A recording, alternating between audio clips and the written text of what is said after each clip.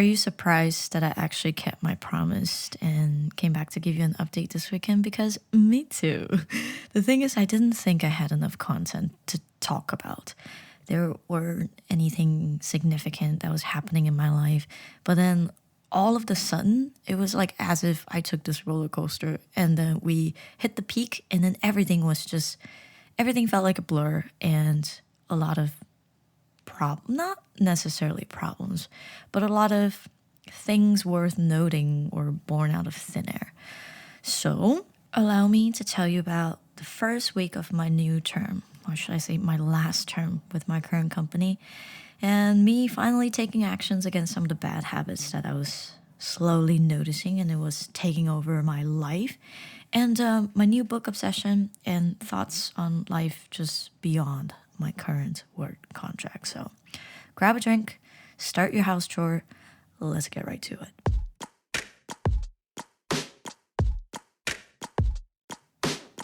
I think a part of me was still in disbelief when I realized, when the gears in my head finally started turning, that once I pass this September, whoa, once this past November, that would mark 3 years in Korea for me. So I thought I had one more school term until my contract ends because I came here in November, so I signed my contract in November, right? But no, this term, which is autumn term, is actually my last term. So I was kind of scrambling a little bit because it felt like I wasn't prepared. One, to come to the realization. Two, on, plans about what to do beyond the completion of this contract. But I will talk a little bit more about that later. Let's focus on the happy stuff first, right? So it's the first week of the new term, it's the autumn term. And given that it's gonna be my last term, I was a little bit more excited and anxious about, what classes I was gonna get and then what kind of students I will have for, let's say, like one last time for the last dance, right? So I pull up on Monday, all black. Wait, hold on. Black and then maybe like khaki, but black because I'm mourning in my last term, my last first day of school, right? So I went there, and then my first class, my afternoon class, it's kind of like a I just had a brain fart moment. Kind of like a brand new class. I've never had these kids before, so I'm kind of excited to get to know them and hoping that I will stop being a doormat so I can establish my dominance in the classroom. And then my evening class was the same level of kids, but older. So generally, it's a little bit harder to keep their attention because one, they're gonna be tired, right? Taking classes from 7 to 10. I didn't even do that when I was a student, and also their English comprehension level is just not as sharp as the afternoon class. So I've only had one, two, three, four, five. I only have five students in that class, and they were all like in sixth grade, kind of like boiling over to seventh grade. So they're older, and I'm not good with angsty kids. Like I'm okay with kids, but like I'm not good with angsty kids. Which keep this in mind. It will be important later. So I finished my Monday, right? And then Tuesday comes around. Tuesday, I will be teaching the lowest level I have on my schedule. And then when I first signed into work, you have to like clock in as well as check in. Once you hit the check in button, it's going to show you your attendance sheet. So I click my check in button. I have my little coffee in my hand. I'm caffeinated. I'm ready to tackle the day. I hit refresh. Boom. One student. I was like, no. So I opened up another application that we use for our class, and on there it says I'm supposed to have three. So I was like, is it three or one? So I go downstairs and then I ask my kind of like managers, and then I'm like, hey, I'm only seeing one kid. Is this accurate? But on my application it says I have three kids. I just want to know like what to anticipate. And they're like, just see who shows up. I'm like, okay. So I'm in my classroom, right? My classroom is all set up. The tables are separated. The tablets are out. And then my tablet's set up. It's freaking Bluetooth synced. It's airplaying on the television. And I'm just like standing at the podium, just waiting. 3:50, nobody. 3:55, nobody. And at this point, like my coworkers are shuffling in and out, like, where's your class? And I'm like, well, on my roster it says I have one kid. They're like, what? I'm like, yeah.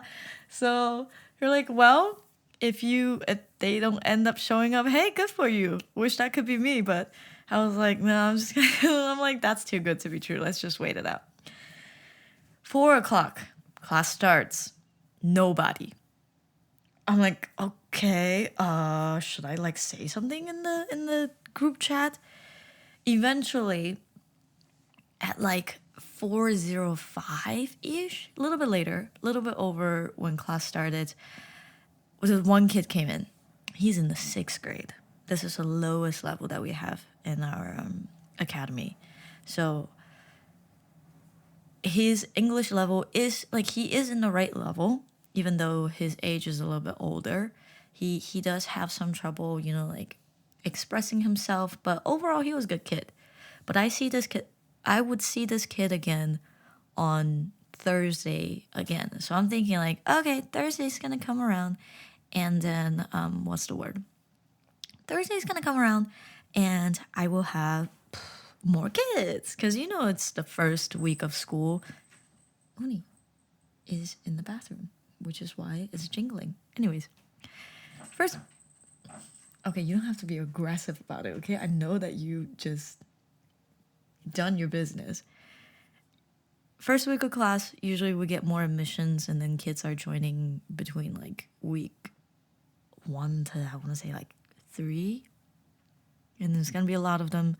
So I'm just expecting more kids, right? Wednesday comes around. Ooh, okay, it's fine. Everything's fine. Thursday, I pull up to class. I'm like, please give me more than one kid. I open the door. Bam, my one kid is there. We waited. He waited. I waited. We both waited. No one showed up. So it was still a one-on-one tutoring class. And then I could just see, because is a low, I shouldn't say a low, the lowest level, the class pace is not as intense as the higher levels. So I can see this kid, he's just like not lost in the sauce, but more like lost in space. I could see his soul and my soul drift away together. And I'm like, wait, come back. Like, go to the bathroom, go wash your face, or go get a drink of water. I can't have you slip up on me like that. So he comes back, and then we proceed as normal. And then he goes, teacher, will we have more kids in this class? I was like, I really don't know for sure, but I think we're going to get some kids next week, and I surely hope so. He was like, okay, so he left. Friday comes around. My Friday afternoon class, from 4 to 7, I saw some familiar faces. I was like, oh, I taught you on Wednesday last term. And they're like, yeah, I remember you, jellyfish teacher. Like, I have so many nicknames from my kids. They rarely call me by my actual name, which is Julie teacher. They always call me like, okay, the way I'm gonna tell you everything as if I'm doing an icebreaker with my kids. They call me Jelly teacher, because derived from Julie. Then it was jellyfish. Then when I was blonde, I was banana teacher. And the color somehow reminded them of fried chicken. So I was also fried chicken teacher. And then my passport name is pronounced as CK.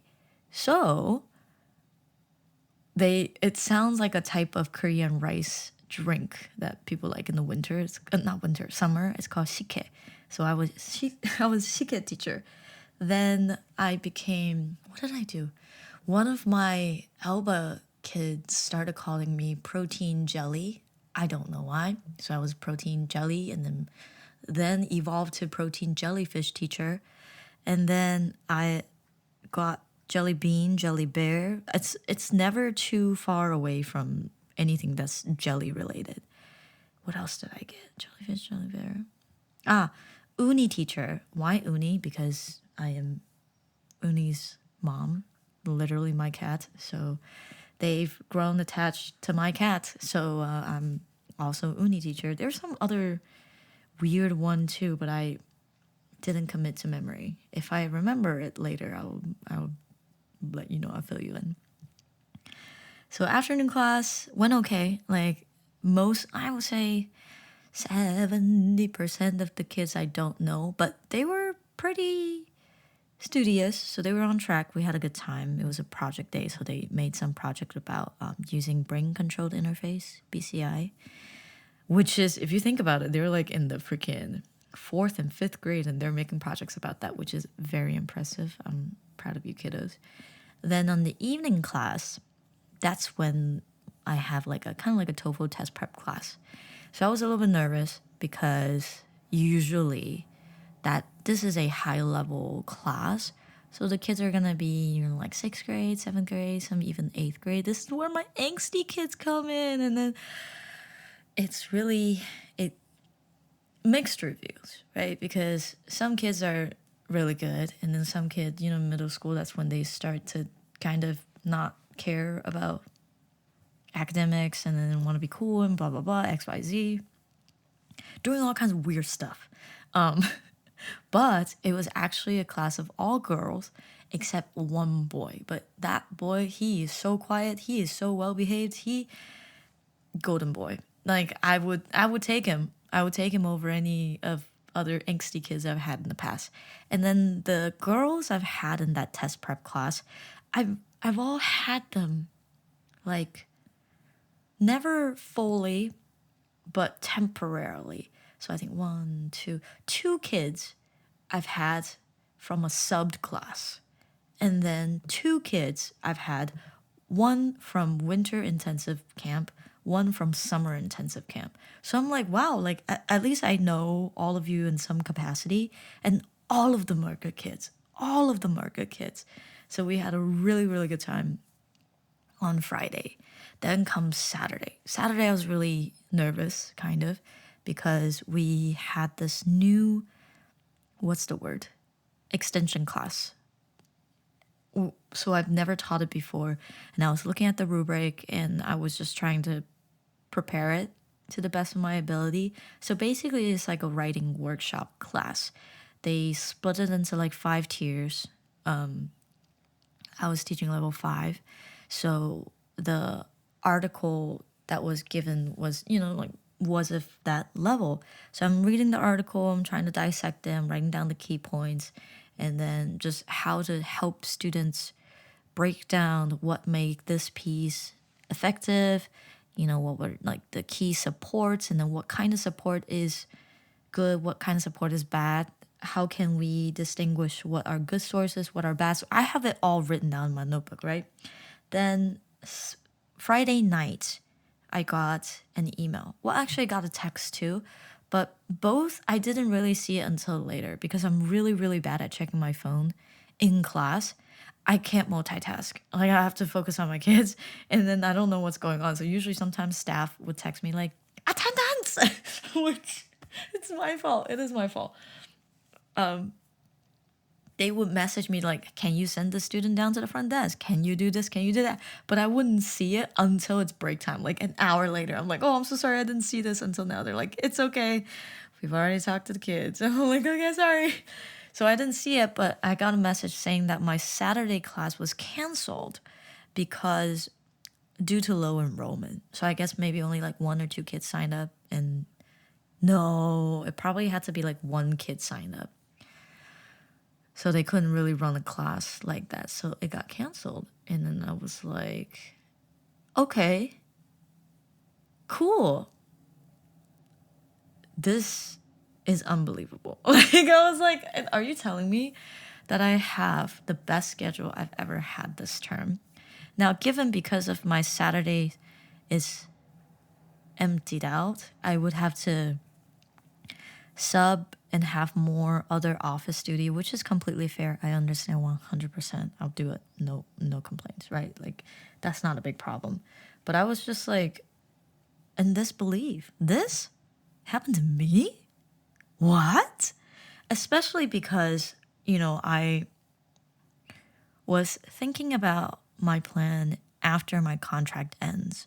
So every single term, well, not really every single term, as your last term approaches, management will send you like an email or Google form asking you, hey, just want to check in with you, see what's your plan after, like, when your contract expires.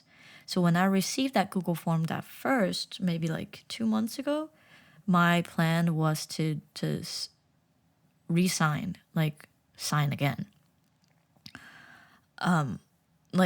Wait, hold on. Am I saying this right? I always get confused. Resigned as in like I'm signing the contract again, or resigned as I'm leaving, peace out. For me at the time, I was saying that, oh, I would just renew. Okay, excuse me. Renew my contract again. So I renew and I submitted it. But then as I'm thinking, like one term later, right? One term, and that whole term was chaotic. That whole term included summer camp, some of my classes that makes my hair just have bald spots. Not really, not really. I realized that, I kind of miss teaching younger kids. I have a lot of fun with my younger students. And then when I have to teach my angsty teens, I just get really, it's like I don't know how to properly handle them. And like I'll admit it, when I have the right set of kids, it's a blessing. It's easy to lead them because they follow you well. But then when you have some troublesome kids, it's like I have yet to find an effective way to handle them, like to kind of render them and then tame the beast. So while I was a trainer for like the younger programs that we offer in our franchise, but I haven't been like I'm not really actively coaching right now because of my circumstances. However, while I was training, I have to do all these mocks and then explain what happens in the classroom to the trainees. I realized, I kind of missed that teaching younger kids because I truly thrive in that environment. When I was a combo teacher, like I had to teach the younger kids and then I had to teach the older kids. Have to teach the older kids at night, and then in the afternoon I'm like, yeah, and at night I'm like, gah. So that was one thing to consider when this term began. It was like a wake up call, like, hey, Julie, this is your last 3 months. Figure out what you're gonna do. After 3 months, like, bro, you're gonna be jobless, like unemployed. Hello? What's your plan? So I spoke to one of my colleagues when she was working at that. Wait. Oh my gosh, I need a burp. Okay, I spoke to one of my colleagues who recently transferred last term to like a kindy section of our franchise. And that is one section I've never taught before. I've taught the high levels, not high levels. Like I've taught the regulars, the younger kid, but I never taught kindy. So I have a lot of I have a lot of friends who are teaching kindies now, and none of them really stayed with we all met through the franchise, and none of them really stay with the franchise anymore. We all branch out to different places. And it got me just kind of thinking, right? I'm like, do I want to give kindy a try? Now, kindy is a lot younger than the young level that I've taught. It could be a complete different beast. But there are things that are attractive about that section. One is because we're teaching older kids here at my current department, like section. Wait, what's the word? Because we're teaching like the levels that we are teaching, the students are generally in elementary school and some in middle school. So because of that, we don't really have all of the vacations that are given to kindy teachers or any other regular teachers, because we work through those days. And in winter and summer, kindy teachers receive 1 week each. So like summer they'll get 1 week off, winter they'll get 1 week because it's kindy, right? We're not gonna ask the kindergarten student, but hey, would you like to take some summer intensive class? They're gonna be like, excuse me, like they're not built for that just yet. They're not even in school yet.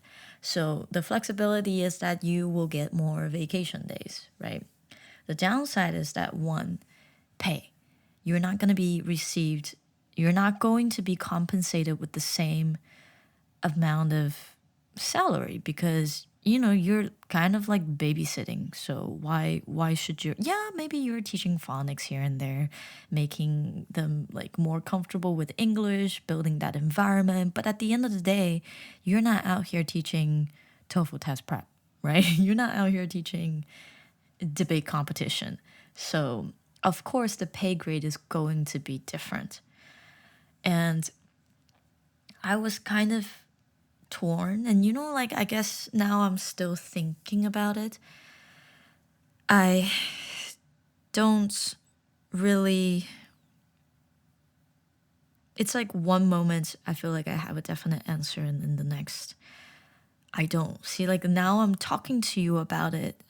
I'm thinking, well, was it foolish of me to request for a transfer? It's like, hey, which one do you prioritize more, break or money?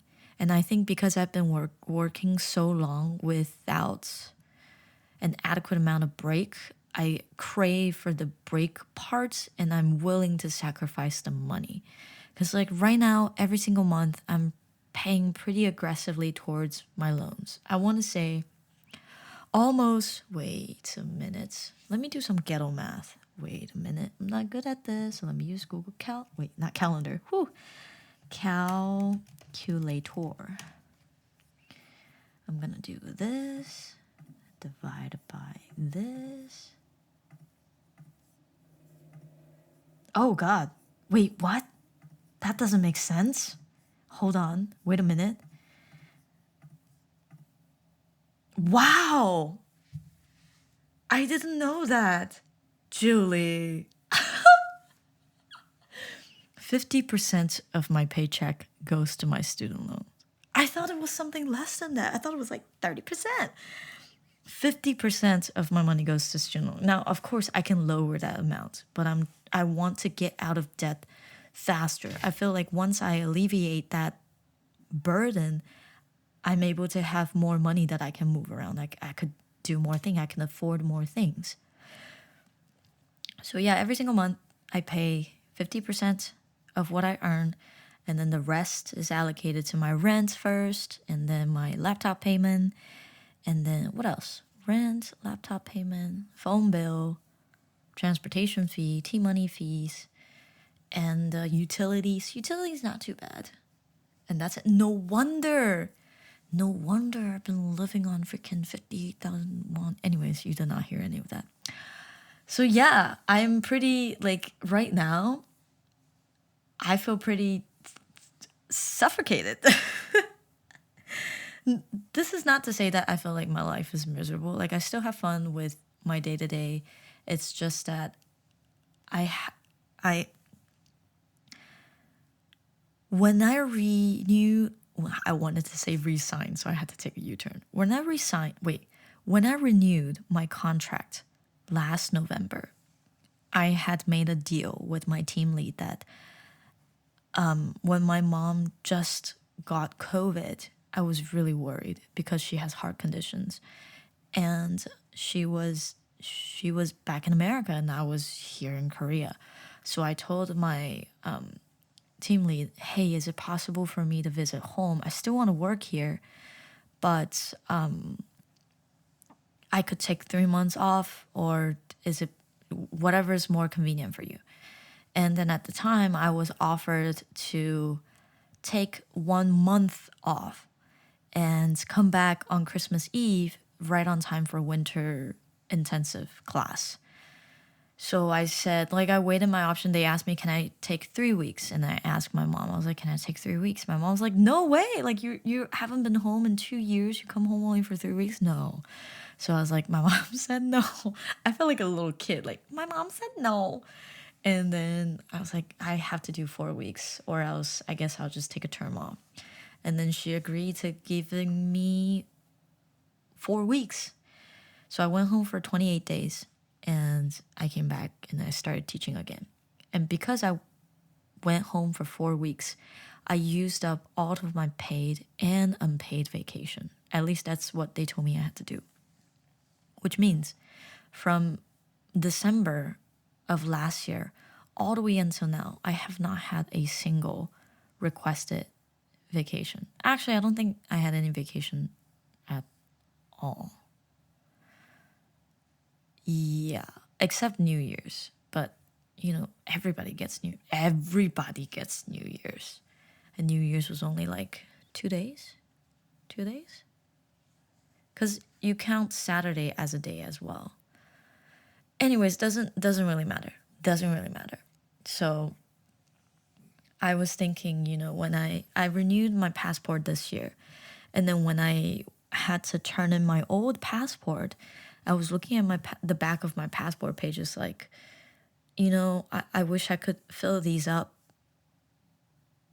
before I had to renew next time. So I told myself, given my location, I'm in Asia, it's a lot easier for me to go to the places that I wanted to. For example, I want to go to Japan, I want to go to Hong Kong, I want to go to Taiwan, maybe Vietnam and Thailand. And if my best friend comes here, we can go to freaking Philippines.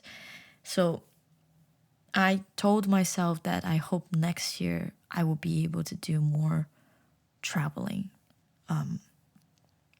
Yeah, now that will probably push back on the original goal that I've made with my student loans, which I still have conflicted feeling about, because currently my goal is to finish paying it before I'm 30.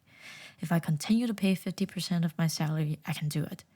But if my salary decreases, i.e., I transfer to the kindy place, or then I'm not going to be able to meet my goal on time. Which is funny because recently, maybe like a week ago? Yeah. A week ago, I was Skyping three, including myself, two of my closest friends. I got to know through Mamamoo, actually. And then we were talking about, just catching up in general. Then we were talking about how she completed her student loan payment. It took her 10 years, but she finished everything. And then, that is a very extraordinary accomplishment, because if you have student loans, If you have private student loans, And guess who is the dumb dumpling that signed up for private loan? Me. At the time when I had to sign up for student loan, I didn't really have a lot of help. And my my dad was just kind of there to be a co-signer. So I signed up for a private loan. I couldn't defer them, and I have been paying them ever since I graduated. So that was one thing I was contemplating on. Then came a reality check, right? So it's not like if you want to transfer, then you can transfer 100%. You can transfer if a spot frees up, right? So I decided to go to my team lead's office and then ask her, I actually did this on Monday. When the school term started, I think I was riding on a high. And then I told her, I said, I've been with the branch for almost 3 years now. I've taught every single level. Every single levels, and I pretty much know everything. And then, when I was a trainer, I kind of I wanted to teach younger kids, which this part I didn't get to say because I was nervous. I was tripping over my tongue. And then my team leader was like, so you want to leave? I was like, I was thinking about, if possible, I wanted to transfer to like this other branch that offers iGarden. And then my team lead was kind of like, you want to go to iGarden? I was like, yeah, because I've been speaking to this other colleague that we used to work with, and then just hearing about their day to day, and then their vacations. I just felt like I wanted to give it a try and something different. And then she told me that she was going to speak to the HR that day, and then she told me, I get it. The holidays are appealing, but also remember that you won't have like a pay raise because what's the word? Because you're gonna be doing the same thing essentially every single day. So I was like, yeah, I understand. I understand. I just want to give it a try. She's like, okay, that's that. Then I'll submit the turnover report and we'll see what goes on from there. I was like, thank you for helping me initiate this request, because I didn't even know what or where to go or who to talk to.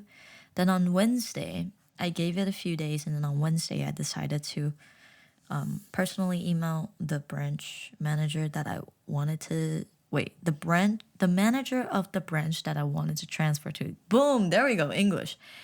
And then I revised my resume, and then I wrote her an email, and then I sent that out.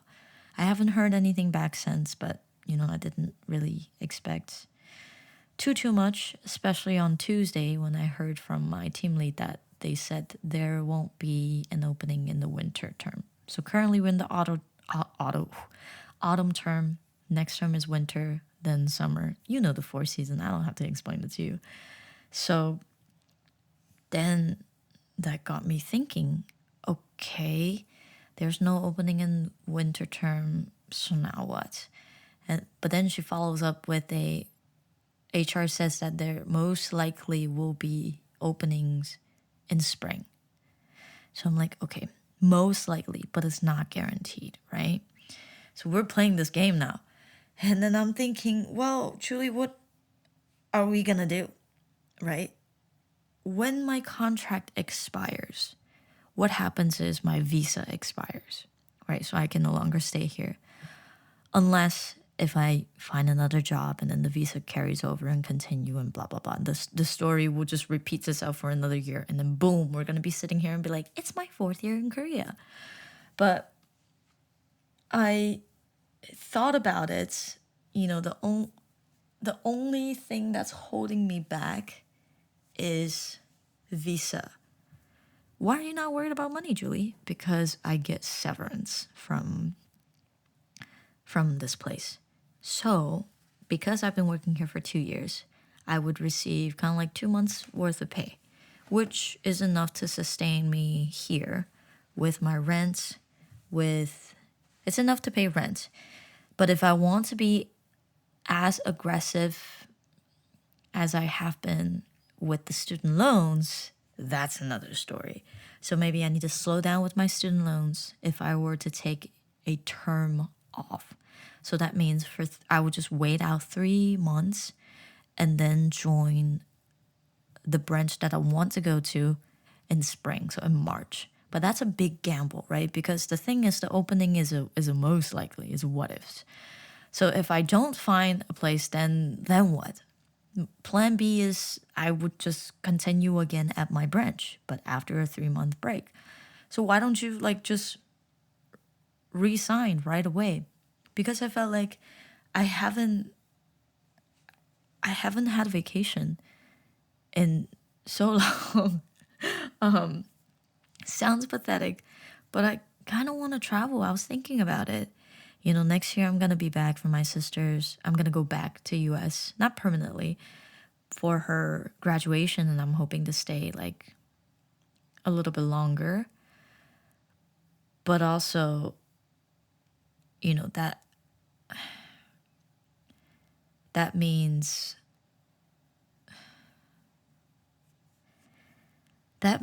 I won't have another chance like this with a 3-month break, right? I could do whatever I want for 3 months. I can travel. I can finally go to Hong Kong like I've been nagging you about. I can stay there for a week if I like. I can go to Japan if I like. I can even go, okay, maybe not China because I'm a little bit, like, maybe not China, not just yet. I would go back with family. I could go to all these Asian countries that I keep going on and on about. And I want to take it. Like a part of me really wants to enjoy that time and, live for myself. I have all the time in the world to create content, any kind of content that I want to try. If I'm frugal, I could live off of my severance. But then now comes the question, okay, so what are you going to do with the visa? Because your work visa expires. Some people are telling me 16 days. Some people are telling me 30 days after my contract is over. So that means by the end of November, I need to GTFO because I would be in a very gray area. So I'm thinking, okay, what can I do to resolve my visa situation? One option that popped into my mind was something called F visa. An F visa can be obtained by like a Korean kyopo. Like if I'm like Korean American, I was born in Korea, went to America, got an American citizenship, blah, blah, blah. That's not me. So that option is out. There's another one is if you stay here for more than 3 years and you generate, like, it's a point system. You have enough points and then you make over $40 million, blah, blah, blah. I don't meet the points for that one. So I'm like, ugh, okay, what are other options? Okay, get this. I can hop out of Korea and then let's say I go to Hong Kong and then I come back, boom, tourist visa, 3 months. Like that will work. Timing wise, that will work. But one thing is, if I do that, what is the word I'm looking for? What's going to happen to my bank account? What is going to happen to my phone account? What is going to happen to my housing contract? Because those are tied to my alien registration card. So like my ID here in Korea. And that is going to expire once my visa expires. So that part is a little bit concerning. I haven't had a concrete answer. I should look into it. I was thinking about calling the immigration office, hoping someone would have an answer to my question, but if they don't, I was gonna ask around my coworkers who have stayed here for like a few years already. So I'm sure they've encountered or heard a variation of this story, and hopefully they'll have some kind of answer for me. All right, enough with work stuff. Let's talk about other things, which is the things that I'm doing after I get off of work. And they are questionable, my friend. They are questionable. To clarify, they're not like against the law or anything. It's just very against the system that I've built weeks before. It is that I come home and I play video games, okay? Before, when I was doing Project 50, I have all these like healthy goals for myself. I read, I do like practice Korean, I edit, I watch other content creators, and then I take stuff that I really like and then put it in my little scrapbook of knowledge. But now, when I come home, I tell myself that I reward myself by playing video games. Oh, I had an intense day at school, so I want to just kind of relax. But the thing is, I don't stop playing. I keep playing until, okay, I get home at 11:30. Like I wash up, I do my thing, I get ready for bed around 12:30, and I would play all the way until 2. That is not good. 1, it's a waste of my time. Nothing really productive is getting out of it. You could make the argument that, hey, you needed some time to de-stress. And I agree. Maybe 1 or 2 hours. But not that, no, that's way too much. Because it would chip away the amount of sleep I get. I'm still pretty adamant about waking up around 7 or 6:30 on a good day to just, maximize my day given my long commute. But because of The fact that I stay up and I play FIFA until 2, sometimes 3, sometimes 4, we're not going to talk about it. And I'm like, what are you trying to be? What are you trying to be?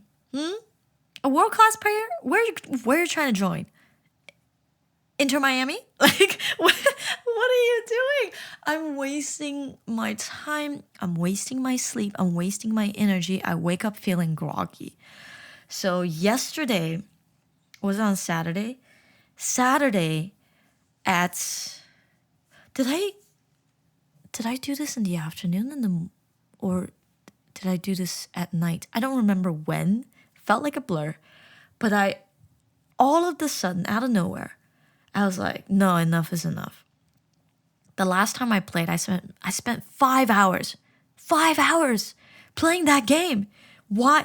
You may ask me, Julie, why are you like spending so long on FIFA? Like, how many games are you trying to play? You trying to win the Champions League? 1. Trying to win Copa España? 1. What are you doing? I was just holding out until I can get to transfer to a club that I like. And I keep getting the same offers from same club. And I'm like, I don't want to join Atletico Madrid. I don't want to join freaking Juventus. Like, I want Liverpool.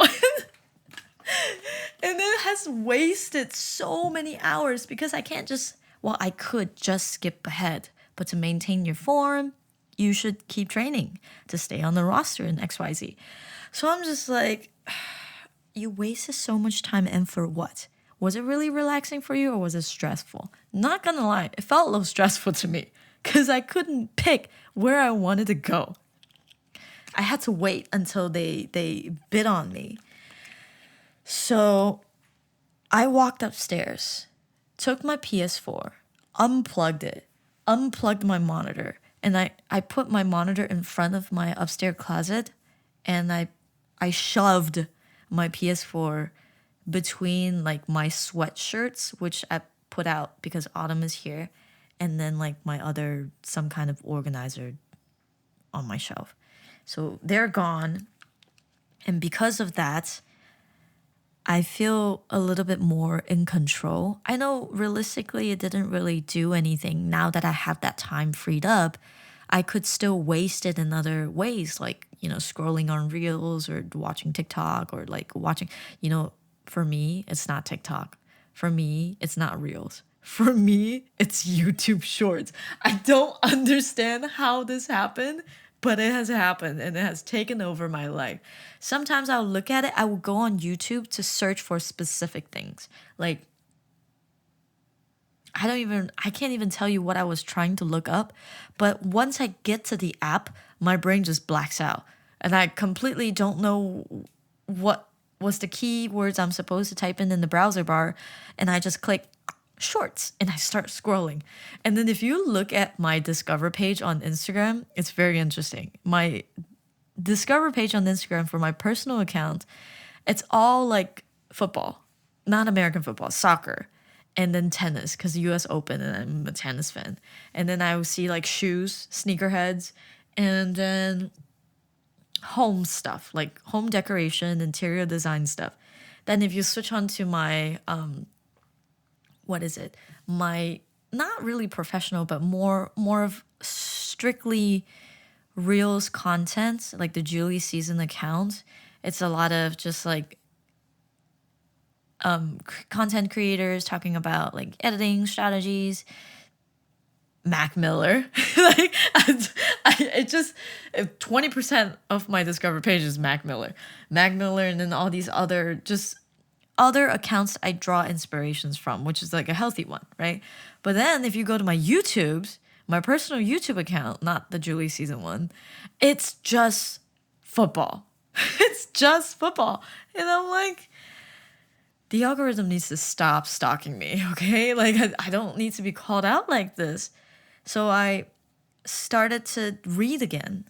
I actually had a book ready in my list that I was wanting to buy a hard copy, but I ended up getting like an e-copy instead. It is called let me make sure I'm not saying it wrong. What is it called? The War of Art by Steven Pressfield.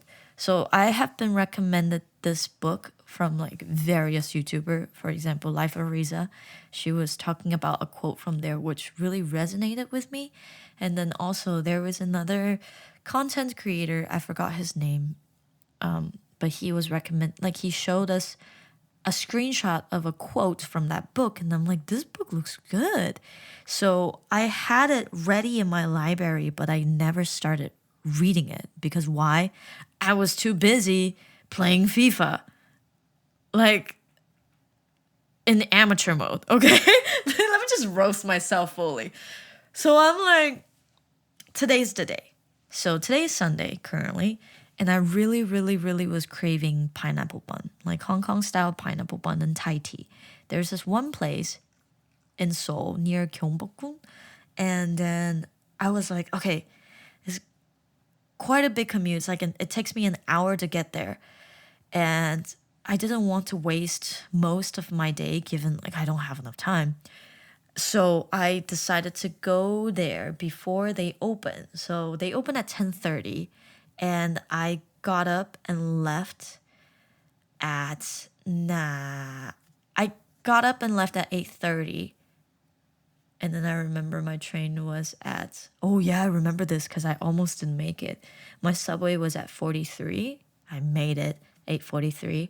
Then 1 hour later, boom, I'm at that place. I got two pineapple bun, one with butter, one without, and I got Thai tea. That was the best Thai tea I've had in a long time, which, let me write it down. I need to order, ooh, it's already 11, dude. I need to order groceries before it's 12 so that I can have it delivered to me mañana. So let me see, Thai tea. Do you enjoy this ASMR content? Thai tea. What else? Well, if I'm gonna make Thai tea, I'm gonna need condensed milk. Condensed milk. What am I gonna eat next week? I have tomato. I was gonna make tomatoes and egg again. I also got a baguette to make sandwiches. But that's not enough to make tomato and egg and sandwich. I can make one sandwich, one tomato and egg. I still have onions. Is it time to get tofu? Because I can make mapo tofu. Okay, let's get some minced. Whoa, someone's going vroom vroom outside. Let's get some minced pork. I think I need milk. Minced pork, tofu. Thai tea, condensed milk, minced pork, tofu. Do I have green onions? Yes, I do. I think that's it. Thai tea, that Thai tea package is already gonna be 10. I already know it. Condensed milk? I don't know. Oh, I think I need regular milk to make coffee. Condensed milk, minced pork, tofu, milk. What else? Eggs? Do I need eggs? I need eggs. I just got eggs last week. I guess I eat more than I thought. Condensed milk, minced pork, tofu, milk. What am I gonna eat Friday? I didn't think it through. I shouldn't be thinking about this right now, but I should. Why? Because I need to order soon. Oh, tteokbokki. I saw this on sale. Tteokbokki, which means I need kimbari. Okay. All right. Whew. Sorry, I got sidetracked. So I secured the goods. I got there at 10:30, got my stuff, and then I came back. I made my way home, and it was 12. No, it was 12:21. I remember because we ordered McDonald's. Then it was delivered before I came home. I was like, McDonald's is faster than me, nani? So after we ate, and then I was like, I gotta be productive now. I need to edit to make up for the time I lost on Saturday, and also just from like things. And then I was thinking, while I was trapped in the algorithm, I was just scrolling. I found this one song that I really like. So how about we haven't posted shorts in a while. Let's post the shorts. So bam, got a short video Waiting for You, and Instagram, TikTok, and YouTube. And they're all Julie.season. So that's that. And then I finished that. I felt pretty accomplished. And now I have an urge to read books. That book, because I was reading it on the way there. Listen, my commute is 1 hour. What am I going to do there? Twiddle my thumb? Like, no, and I didn't want to be on my phone because one, I didn't want to just scroll for like an hour. Two, I was on 31% of my battery, so I couldn't afford to do that just in case if I get lost, right?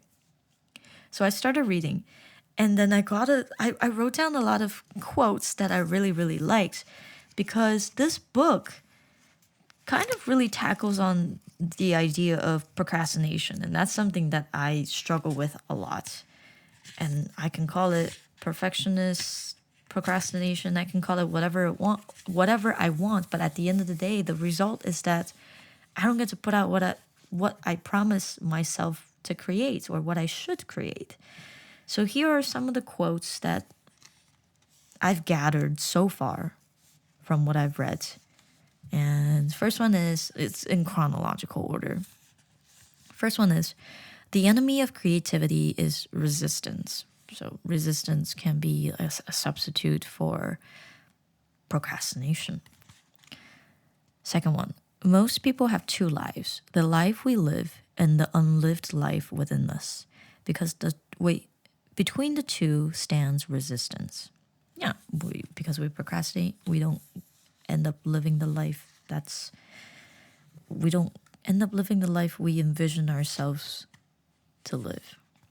3, are you a writer who doesn't write, a painter who doesn't paint? Then you know what resistance is. Oh, absolutely. I am a content creator who does not create. 1, 2, 3, 4. 4, resistance is always lying and always full of shits. Harsh, but true. Because he is talking about how resistance is kind of indifferent. Like it doesn't have ill intention to make you suffer, but it just is. It feeds off of us. Number 1, 2, 3, 4, 5. 5. The more important a call of action. Julie, why can't you read your own handwriting? Because I was in a hurry. The more important the call or action is to our soul's evolution, the more resistance we will feel towards pursuing it.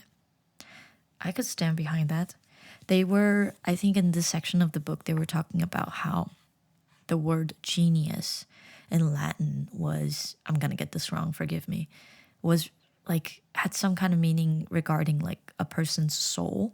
So a genius is someone who gets to like tap into what their soul desires and blah, blah, blah.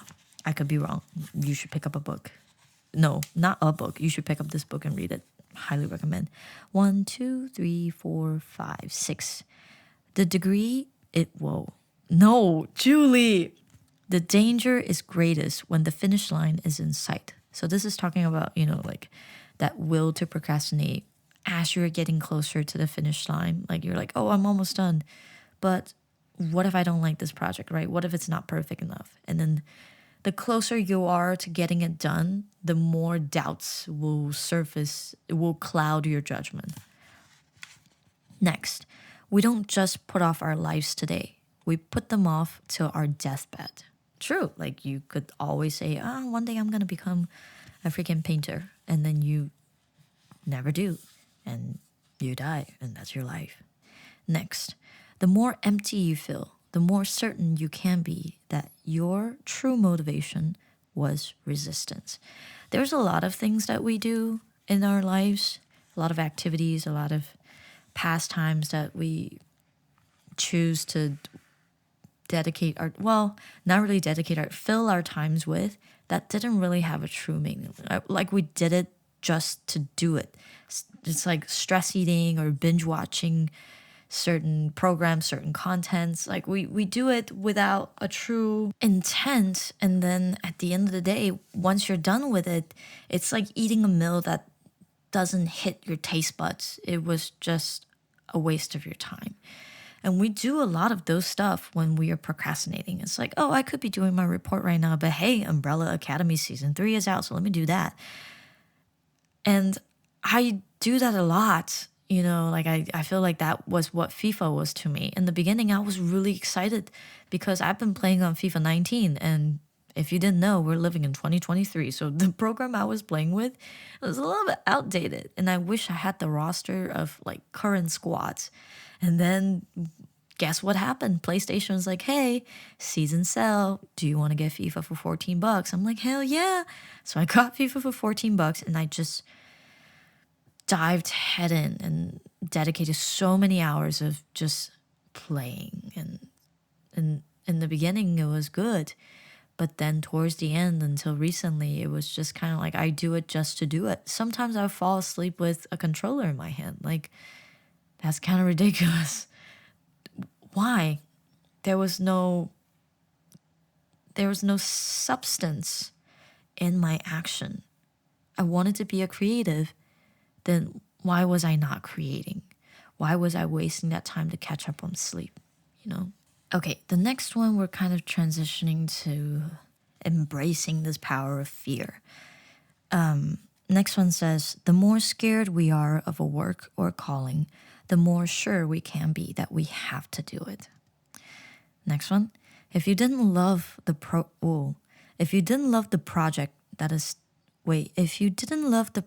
that's terrifying you, you wouldn't feel anything.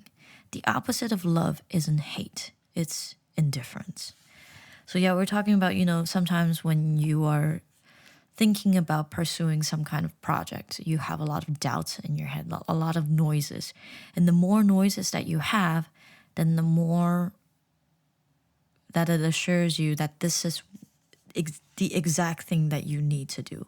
It's like instead of avoiding the noise, instead of avoiding your fear, you have to follow your fear to get to where you want to be. Which, some people could agree with, some people could disagree. And at the moment where I stand right now, I'd say it makes sense in some circumstances. And after reading, those few pages today, I want to continue to read some, in a few minutes after I wrap this up. After I order my groceries, oh my gosh. But it was a good wake-up call from the ways I've been behaving in the past few days. It's like I fell out of that healthy routine and I fell out hard. So I want to be more disciplined and then get back into like a healthier, more productive rhythm again. I am trying to wrap up the project I'm currently working on, hopefully by the end of this week. But my childhood best friend is coming to Seoul. So I'm going to be spending at least a day with her upcoming weekend. So we'll see what we have to do. But don't ever say you don't have enough time, Julie. You do. Just how are you using it? On YouTube Shorts or on Final Cut Pro? It's your call. But yeah. Thank you everyone for listening to my internal dilemmas, as always. Thank you for listening to the 71st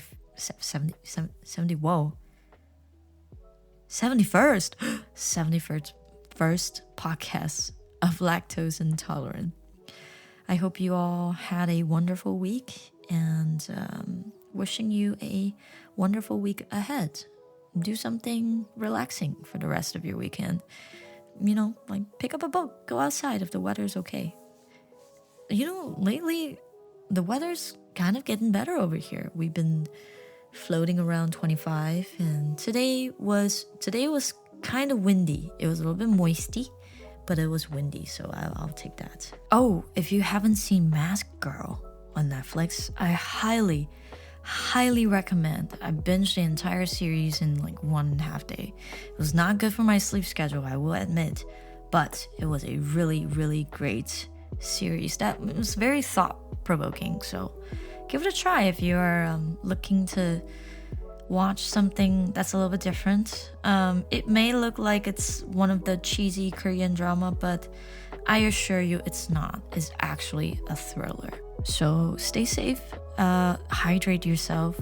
Don't forget to put on sunscreen because, hey, we are still in the summer and you still can get skin cancer, okay? I'll see you next week. Let's see if I keep up my promise. I have a good feeling that I will. I'll keep up. But if not, feel free to call me out. Okay? Peace. I'll see you next time. Bye.